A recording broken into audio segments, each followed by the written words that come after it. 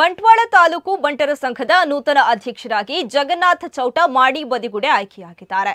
ಇವರು ದಕ್ಷಿಣ ಕನ್ನಡ ಜಿಲ್ಲಾ ಧಾರ್ಮಿಕ ಪರಿಷತ್ತಿನ ಸದಸ್ಯರಾಗಿ ಜಿಲ್ಲೆಯ ಹಲವು ದೇವಸ್ಥಾನಗಳ ಜೀರ್ಣೋದ್ಧಾರ ಸಮಿತಿಯ ಜವಾಬ್ದಾರಿಯನ್ನು ವಹಿಸಿಕೊಂಡು ಧಾರ್ಮಿಕವಾಗಿ ಸಾಮಾಜಿಕವಾಗಿ ಜನಾನುರಾಗಿಯಾಗಿದ್ದಾರೆ.